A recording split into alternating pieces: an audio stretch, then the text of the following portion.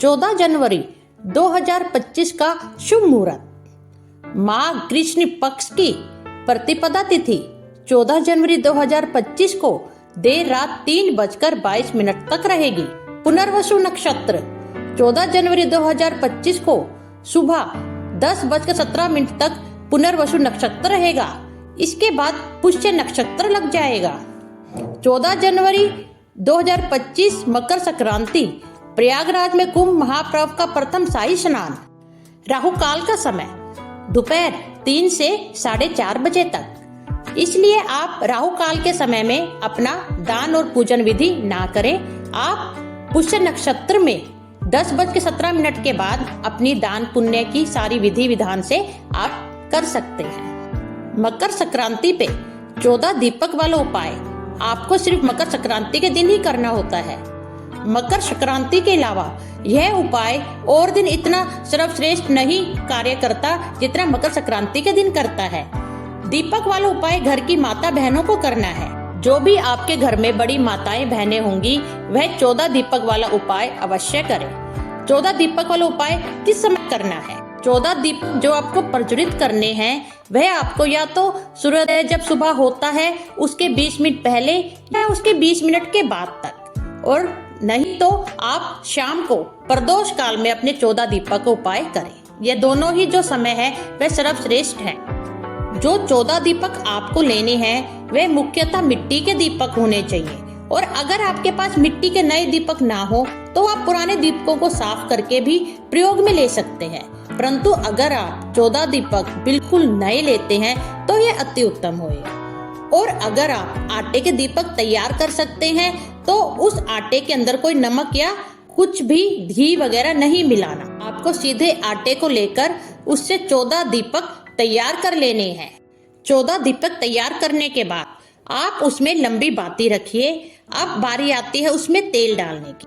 14 दीपक के अंदर आप तिल का जो तेल होता है वह डाल सकते हैं, आप देसी घी भी डाल सकते हैं। और उसके बाद आप उस दीपक के अंदर कुछ तिल अवश्य डालिए, क्योंकि ये माघ मास है और इसमें तिल जो दान है और तिल का जो दीपक है उसको प्रज्वलित करने का विशेष फल प्राप्त होता है।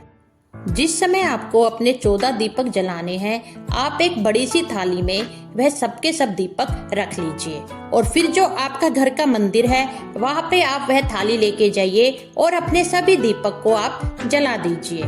अब शुरुआत में 4 से 5 दीपक जला दें, क्योंकि यह दीपक आप घर में रखेंगे।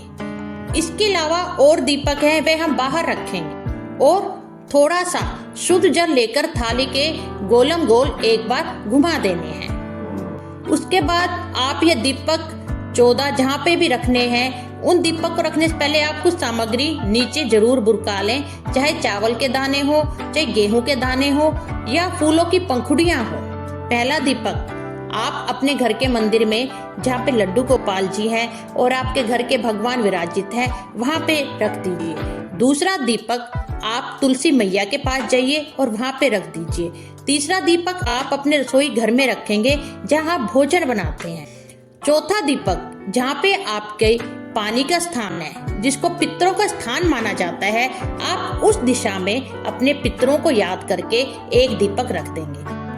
पांचवा दीपक आपको अपने घर के मुख्य चौखट पर रखना है, जो आपका मुख्य दरवाजा है वहाँ पे।